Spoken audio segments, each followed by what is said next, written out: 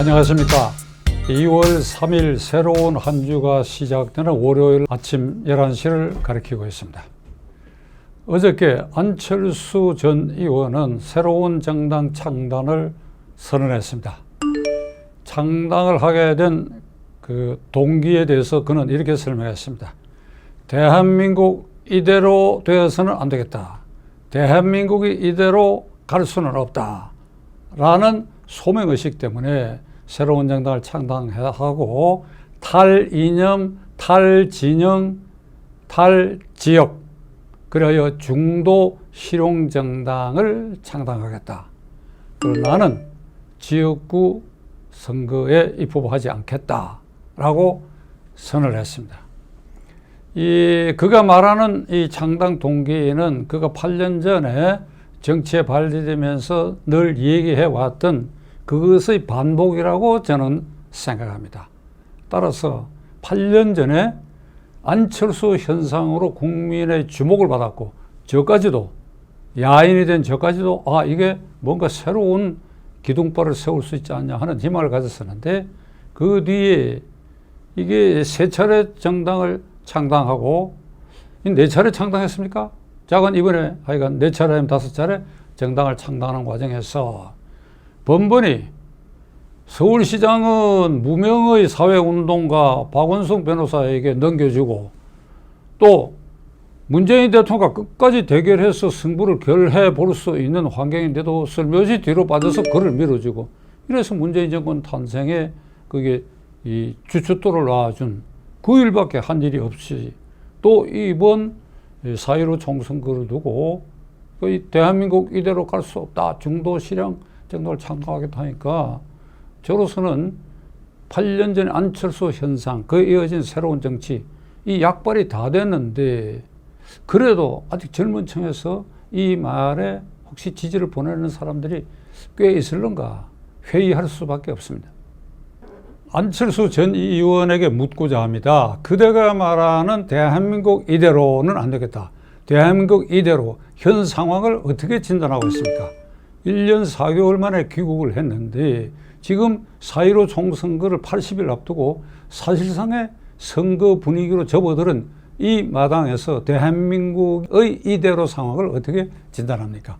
지난 2주일 동안 제 기억으로는 검찰 인사에 대해서 무리한 이 조치에 대해서 이렇게 하면 안 된다라고 하는 말 외에 문재인 정권의 폭주에 대해서 말한 바가 없습니다.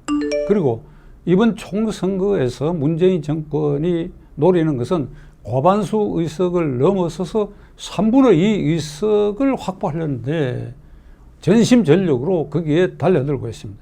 왜 그러냐? 안 대표를 어떻게 해석할지 모르겠습니다만 문재인 정권은 그 핵심부가 문재인 대통령을 비롯한 핵심 실세들이 김정은을 흠모하고 김정은 체제를 동경하며 그리하여 화해 평화부도를 만들고 핵을 포기하지 않더라도 우리가 핵을 이고 살더라도 김정은의 시해에 기대기만 하면 한 번 더 평화가 온다.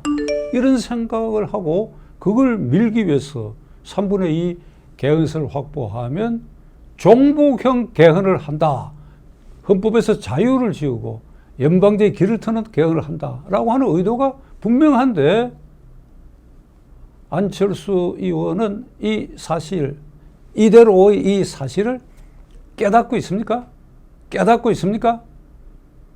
만일 이걸 깨닫고 한다면 지금 태평성대처럼 나는 중도 실용 정당을 만들어서 대한민국 이대로 되어서는 안 된다고 하는데 미랄이라도 놓겠다. 나는 이번 선거에는 안 나간다. 그걸 한가운 소리를 할 수 있습니까? 그렇게 한가운 소리를 할 수 있습니까?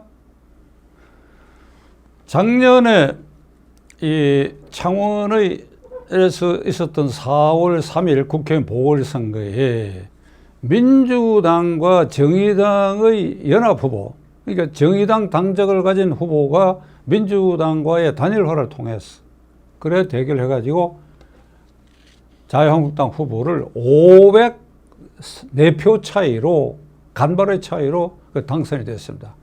그러니까 여권 연합함대가 당선되는데 이 선거에서 안철수 전 의원이 창당했던 바른미래당 후보가 3,000표를 얻었어요. 3,000표를 얻었어요. 만일 그때 자유한국당이 뭐 미운 것도 있고 이렇다 하더라도 자기가 가능한 이 정권의 폭주를 방지한다는 뜻에서 대승적 견제에서 후보 단일화를 했다고 한다면 자유한국당과 바른미래당의 이 연합 세력의 후보가 너끈히 당선될 수 있다고 하는 점을 안철수 전 의원은 이걸 주목해야 합니다. 이번 4.15 총선거에 중도 실용 정당이다, 안철수 당이다, 곳곳에 후보를 내겠다는 거 아닙니까? 지금 의도대로 하면. 그래가지고 곳곳에 다 당선되면 좋아요. 그럴 가능성이 있으면 내가 지금 이 말을 하는 거 그대에게 굉장히 미안한 말이 되는데 내가 보기에는 그럴 가능성이 없지 않습니까? 그렇다면 전부 조금씩 표를 얻어가지고 문재인 세력의 당선에 결국은 기여하는 결과고, 그래서 과반수가 넘어가고 견선이 확보된다고 한다면 그는 어떤 책임을 질 것입니까? 그대가 말하는 것처럼 대한민국 이대로는 안 되는데 이 판에 그대가 조그만 정당 만들어서 곳곳에 후보를 내가지고 문재인 세력의 당선에 기여하게 된다 그러면 이대로 안 되는 게 아니라 이대로보다 더 나쁜 상황을 만들게 된다. 이걸 자각하십시오. 그렇다면 어떻게 되냐? 내가 충고드리지요. 뭐 언짢고 기분 나쁜 요소가 많을 겁니다. 저도 마찬가지입니다. 자유한국당이 중심이 되고 무슨 유승민계가 그거 합쳐지고 이런저런 시민단체가 이렇게 합쳐서 무슨 통합혁신 뭐 정당을 만든다고 하는데 저는 대승적 견지에서 작은 문재인 정권과 맞서는 세력 모든 걸 합한다. 이런 점에서 이걸 양해하고 보고 있는데 그 안에는 안 대표가 보기에도 언짢고 기분 나쁜 사람, 기회주의자, 덜 떨어진 사람이 그 수두룩하게 모여있다 하는 거 아실 거예요. 나도 마찬가지입니다. 그러나 그런 소아적 생각 때문에 대의를 놓쳐서 그대가 4.15 선거에 있어서 문재인 정권에 기여하는 일이 생겨서는 안 될 것입니다. 그러니까 그 판에라도 통합하고 연대하고 단일화하는데 그냥 하나의 미랄이 된다 이 생각하십시오. 대통령 선거는 다음으로 있습니다. 그대 목표는 대통령 아닙니까? 그렇게 하십시오. 그렇게 하십시오. 지난 서울시장 선거 아마 직전이라고 기억되는데 안 의원께서 저한테 전화를 걸으셨지요. 그런 전화를 처음 받아보는데 그래서 이렇게 그대가 말씀했습니다. 곧 한번 찾아뵙겠습니다. 그러길래 뭐 용건이 뭔지 저는 모르지만 뭐 찾아오겠다고 하는데 내가 거절할 이유가 없지요. 언제든지 연락하세요. 이랬습니다. 근데 그 뒤에 연락이 뚝 끊어졌어요. 금명간에 안철수 박사 저한테 한번 연락하십시오. 저는 이 좋은 마음으로 제안합니다. 저에게 전화를 건 일이 있으니까 저에게 꼭 전화를 주십시오.